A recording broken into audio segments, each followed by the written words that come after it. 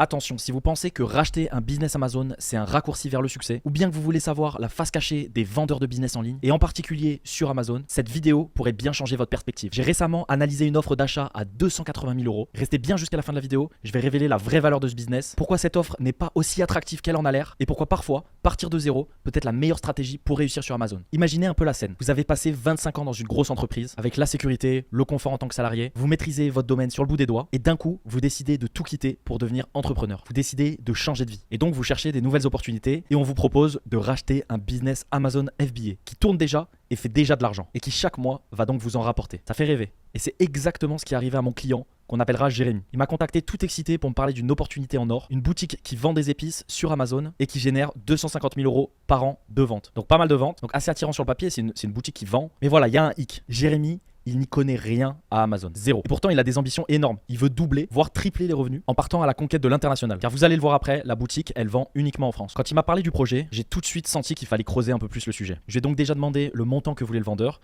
Il m'a donc annoncé 280 000 euros. Il comprenait aussi un stock valorisé à 70 000 euros, ainsi qu'un business évalué à 230 000 $ sur Empire Flipper. Empire Flipper, c'est une des marketplaces pour acheter et vendre des business Amazon. Donc là, comme on voit sur mon écran, on voit ce listing qui a 250 000 $ de prix. Donc à peu près le même prix qui était pour Jérémy, avec un revenu mensuel de profit de 7 000 euros par mois et un revenu mensuel de 36 000 $ par mois.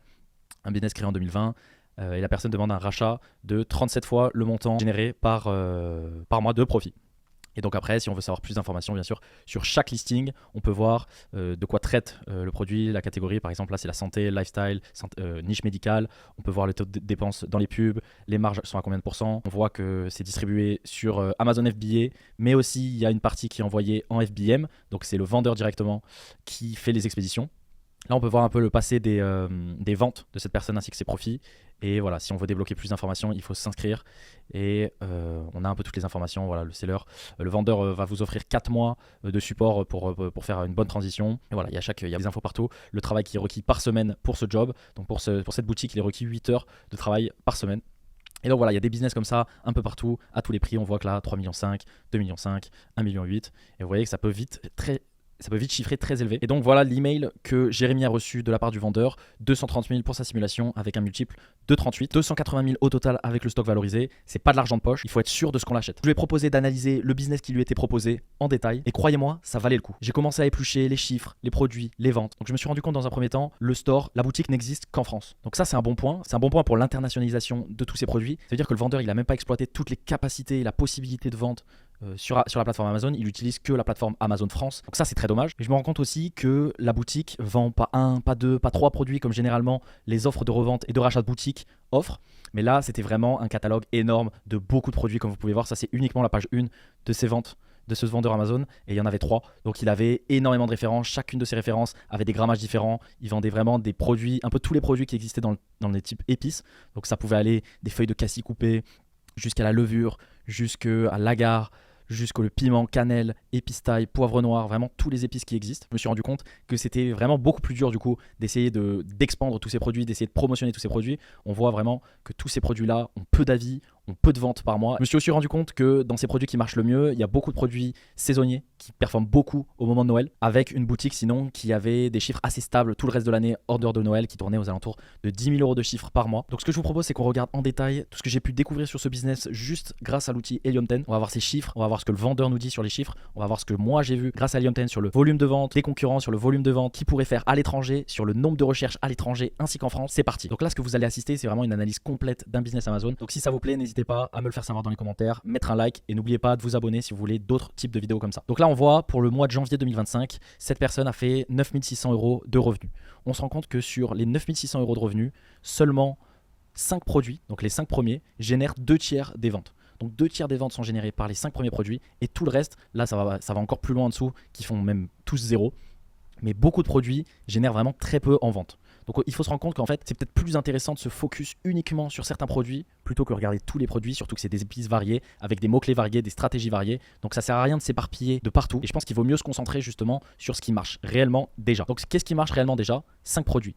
Cannelle, bâton de cannelle, poivre en grains, poivre noir et sucre d'orge. Donc en fait, on se rend compte c'est même 3 produits et même pas 5. Parce qu'en fait, c'est 2 types de cannelle, 2 types de poivre et le sucre d'orge. Donc on est sur 3 produits sous des déclinaisons différentes. Et en fait, j'ai analysé donc les recherches dans chaque pays, donc France, Allemagne, Italie, Royaume-Uni et Espagne, donc sur l'Europe, le volume de recherche, les ventes des concurrents et les ventes des concurrents, que ce soit en poudre et en bâton pour la cannelle.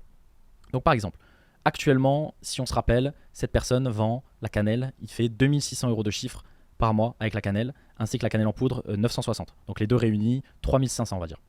3500. Les ventes des concurrents, on se rend compte que voilà, il est bien positionné, c'est lui le meilleur sur les deux en France, et que les chiffres de vente sont pas très élevés sur ces deux produits. Et que les recherches montent justement en France à 1800 recherches sur la cannelle, 1500 recherches, donc ça c'est des recherches par mois, 1500 recherches sur le bâton à cannelle. Si on regarde maintenant les autres pays, donc les pays qu'il n'a pas encore touché, qu'il n'a pas encore ciblé, et que potentiellement s'il fait une expansion internationale, il pourrait toucher. L'Allemagne par exemple, on est à 4500 recherches sur la cannelle.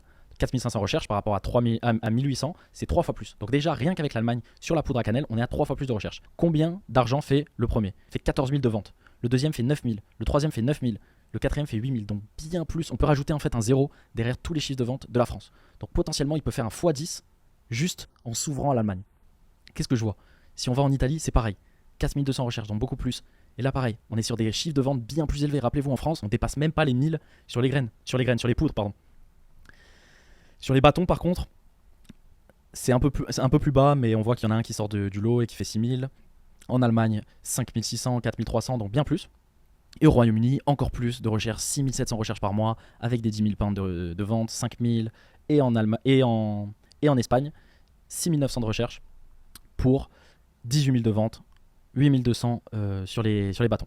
Donc, qu'est-ce qu'on en conclut? Déjà que c'est un produit saisonnier, donc qui se vend beaucoup plus chaque année au moment de Noël. Mais donc même en basse saison, qui fait des grosses ventes, comme on voit là, tout ça c'est les recherches justement pour le mois de janvier, et qui fait quand même des grosses ventes même en mois de janvier, le mois qui est justement dans la phase de descente actuellement là. Donc bien sûr, je pense que l'été c'est le plus bas, mais je vois que ça reste quand même une opportunité, surtout dans l'optique d'une expansion internationale. Le sucre d'orge, j'ai regardé, donc en Espagne et en Italie il n'y a pas de marché. Pareil, le sucre d'orge, ça c'est une recherche qui est faite sur Google Trend, et on voit que sucre d'orge, il y a un pic d'activité forcément à Noël à chaque fois, et que le reste de l'année c'est assez bas, pas beaucoup de recherches. Et le sucre d'orge, donc en France, il en vend pour 1200, c'est vraiment lui le leader. Le deuxième plus gros vendeur fait 400, donc 3 fois moins. Et les recherches sont vraiment ridicules, on est à 100 de volume de recherche, donc pas de recherche. Au Royaume-Uni par contre, il y a beaucoup plus de ventes, il y a 3 fois plus de ventes, et beaucoup de gens qui se partagent justement toutes les ventes, avec quand même bien plus de recherches, 10 fois plus de recherches en fait qu'en France. Et en Allemagne aussi, voilà, 4000 de ventes avec une recherche seulement à 500. Donc moins intéressant, mais voilà, si le produit est déjà existant, le fournisseur existe déjà, autant s'ouvrir à l'international sur ces deux marchés en l'occurrence. Et pour le poivre, voilà, c'est un peu le même process qu'avec la cannelle. Le poivre actuellement, en France, poivre en grain, on est à 5000 de recherche, poivre on a 3000, poivre noir on est à 1300. Et on se rend compte qu'en France, voilà, il y a du 8000 de revenus pour le meilleur. Et ça, c'est déjà un peu plus stable. On voit déjà sur le Google Trend que c'est bien plus stable. C'est bas, mais c'est bien plus stable. Il n'y a pas de pic d'activité forcément à Noël. Les gens ne vont pas chercher du poivre comparé justement à la cannelle ou au sucre d'orge. Et donc ça, on se rend compte que en Allemagne, au Royaume-Uni, en Italie et en Espagne, il y a des recherches aussi. 1800 de recherches en Espagne, 2000 en Italie, 35 000 au Royaume-Uni. Donc là, on voit vraiment une grosse opportunité. 35 000, 10 000, 5 000. En Allemagne, 8 000. Et donc en France, je vous rappelle, 5 000. Est-ce que les concurrents dans les autres pays font de l'argent? Alors vous allez voir, 25 000 pour le meilleur en Allemagne, 11 000 au Royaume-Uni. Donc c'est pas très justifié par rapport à la Royaume-Uni, au volume de recherche par rapport aux ventes.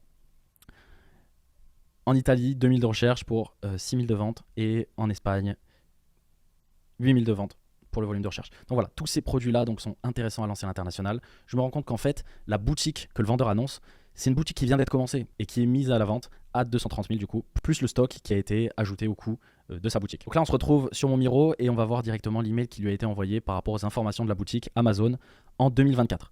Donc voilà, le chiffre d'affaires exact est de 249 000 euros. Il a un stock de 7000 unités. Donc il y a 7000 unités de tous ces produits-là qui sont en stock. Et c'est pour ça que cette personne a dit qu'elle vendait donc son stock en plus à 70 000. Mais donc, il y a quelque chose déjà que je ne comprends pas, c'est 7000 unités, 70 000, ça voudrait dire que chaque produit en moyenne est facturé 10 euros. Sauf que là, on se rend compte que le coût d'achat par produit est de 1 euro. Et donc, je retourne directement sur les produits, 9, 9, 12, 9, 9, 9. Je me rends compte qu'en fait, le prix d'un produit est en moyenne de 10 euros. Donc en fait, le vendeur annonce 70 000 Et les 70 000 en fait, c'est le prix de vente fois le nombre de produits en stock. Le vendeur part du principe que les produits en stock sont déjà vendus. Donc les 7000 produits que potentiellement mon client allait racheter, c'est comme s'il les avait déjà vendus, sauf qu'il les a pas vendus. Donc les 7000 premières ventes qu'il fera, il fera pas de l'argent avec. Ça a aucun sens. Mais j'ai quand même voulu revérifier ça après. Donc voilà, après on a toutes les informations, le coût de la réception du fournisseur par unité, les coûts logistiques, combien ça coûte d'envoyer vers Amazon toute la marchandise, etc., etc. Et on se rend compte, voilà, le calcul du revenu net réel de 2024 est de 52 000. Donc cette personne, sur 250 000 euros de vente, a fait 52 000 euros de bénéfices avant de se payer. Donc si on retourne maintenant sur le montant souhaité par le vendeur, donc sur la boutique en elle-même, il avait été valorisé à 229 800 euros. Donc 229 800 euros divisé par le multiple de 38 qu'il a demandé, ça veut dire 6 000 $. 6 000 $, ça voudrait dire un profit net moyen par mois de 5 775 euros. Parce qu'on transfère en euros. Et sauf que le problème, c'est qu'on se rend compte que, comme je vous ai dit juste avant, 52 000 euros de bénéfices il fait à la fin. Donc si on divise ça par 12 mois, on obtient 4 408 euros. 1 408 euros, forcément, c'est complètement différent de 5 700 euros. Et donc ça voudrait dire que selon ces estimations-là et son multiple, on serait sur un business à 168 000 euros estimé. Donc 168 000, j'ai pas fait la différence entre les deux, je crois, mais 168 000 par rapport à ces 230 000, on est à plus de 60 000 euros de différence. Donc si on additionne ces plus de 60 000 euros de différence, plus les 60 000 euros, là pareil, c'est 63 000 euros de différence. Ça fait 120 000 euros. Donc le vendeur a donné un prix de 120 000 euros supérieur à ce qu'il est réellement évalué. Et il y a encore un point que j'ai pas pris en compte. C'est quoi ce point? Ce point-là, en fait, c'est tout simplement qu'on va acheter plein de produits. Là, on achète une boutique. On va acheter plein de produits qui vont potentiellement pas nous intéresser. Regardez, est-ce qu'un produit comme ça risque de nous intéresser? Par exemple, ce piment rouge qui a seulement 17 avis, qui a 3.8 en étoile, donc qui vend pas, qui convertit pas, qui a même pas vendu plus de 50 unités. Voilà, qui a vendu 10 unités au cours du dernier mois, on va racheter quand même ce produit. Ce produit rentre dans le prix de la valorisation de cette boutique. Donc ça, c'est vraiment dommage. Alors face à ces chiffres gonflés, quelle a été ma recommandation à Jérémy? La réponse risque de ne pas vous surprendre. J'ai été direct avec Jérémy. Je lui ai dit, écoute, ce business est largement surévalué par rapport à sa vraie valeur. Pas besoin de tourner autour du pot quand il s'agit d'un investissement aussi conséquent. J'ai évidemment consulté d'autres amis qui sont aussi vendeurs Amazon et on a estimé que ce business, il valait plutôt entre 120 et 160 000 euros. Très loin des 280 000 euros demandés. Et qu'est-ce que j'ai expliqué aussi à Jérémy? Je lui ai expliqué qu'avec ces 280 000 qu'il était prêt à investir justement dans ce business-là, il pouvait faire tellement mieux en partant de zéro. Imaginez un peu, avec un tel budget, il peut créer quelque chose de très solide et en ayant le contrôle total sur chaque aspect du business. Par contre, pour vous qui regardez cette vidéo, c'est aussi ultra intéressant de voir ce cas-là parce que même si ce business il vaut entre 120 000 et 160 000 euros, cette marque, elle a seulement un an. Donc on se rend compte qu'après seulement un an, en vendant uniquement en France des produits qui se vendent pas trop toute l'année, juste beaucoup en période saisonnière, et voilà, il a lancé un peu tous les produits possibles et il y en a que quelques-uns qui marchent, il arrivera quand même à s'en tirer entre 120 000 et 160 000, voire même plus s'il arrive à vendre sa boutique au prix affiché. Donc pour revenir à Jérémy, avec ses 280 000, qu'est-ce qu'il pourrait faire? Avec ses 280 000, déjà, il pourrait créer toute sa structure juridique, déposer sa marque, chercher des fournisseurs, essayer de commander du coup des premiers échantillons auprès des fournisseurs pour pouvoir tester la qualité, vérifier si les envois sont rapides ou non. Surtout que pour les épices, il n'y a pas besoin de commander en Chine, il y a beaucoup de fournisseurs qui sont présents, que ce soit en Afrique, Moyen-Orient ou même en Europe. Il pourrait se concentrer uniquement sur les épices qu'on a sélectionnées et qu'on a vues qui sont potentiellement intéressants. Et il aurait énormément de budget pour pouvoir lancer des campagnes publicitaires de lancement, même qui pourraient être à perte au début, juste dans le but d'acquérir un meilleur ranking organique, essayer d'obtenir des bonnes parts de marché par rapport aux concurrents, essayer vraiment de pénétrer ce marché et de prendre le plus de place possible, le plus rapidement possible, et en un an, avoir des meilleurs chiffres que la boutique qu'il a failli racheter. Et donc, rappelez-vous, Jérémy n'a aucune connaissance en Amazon, donc il a deux possibilités, soit se former pour essayer d'acquérir un maximum de connaissances et de compétences le plus rapidement possible en évitant de faire des erreurs, soit de se faire accompagner par un expert et de déléguer vraiment toutes les parties ou dont il n'a pas toutes les connaissances et les compétences pour pouvoir performer au mieux. Je vous laisse avec son dernier email qui m'explique justement: salut Thomas, le store est déjà vendu, c'est dommage, j'aurais aimé discuter du prix avec elle. Donc la personne, quand il lui a demandé justement des justifications par rapport au prix, lui a dit que le store était vendu et donc forcément il a pris la décision de pivoter sur le plan B et de créer son store directement. J'ai ensuite reçu d'autres emails me disant qu'il avait déjà commencé à créer ses structures et à déposer sa marque, et on lui souhaite donc pour la suite un énorme succès sur Amazon, et j'espère d'ici un an pouvoir l'interviewer pour vous montrer à quel point sa boutique s'est développée. Et donc si vous aussi vous êtes curieux à l'idée de lancer un business sur Amazon de zéro, sachez que gratuitement je vous mets en description un guide qui va pouvoir vous permettre de rentrer dans l'univers d'Amazon progressivement, de manière à justement pouvoir voir les rentabilités pour se lancer, les budgets pour se lancer, un peu tout. Il y a la mind map complète, la roadmap pour pouvoir voir un peu toutes les étapes pour se lancer dans un business Amazon, ainsi qu'en description je mets aussi un code promo si vous voulez utiliser l'outil Helium 10. Rappelez-vous, j'ai découvert tout ça sur Helium 10, j'ai pu voir ces opportunités de business sur Helium 10, et vraiment sans cet outil ça paraît impossible. Et si vous avez actuellement un business qui tourne déjà et que vous voulez le scaler, vous voulez réduire vos coûts publicitaires, optimiser vos coûts publicitaires, n'hésitez pas à prendre un appel en description, ou si vous voulez vous lancer et vous voulez me parler de votre projet et qu'on analyse votre situation ensemble, n'hésitez pas, prenez un appel, c'est gratuit et on en parle ensemble. Sur ce, à la prochaine, ciao.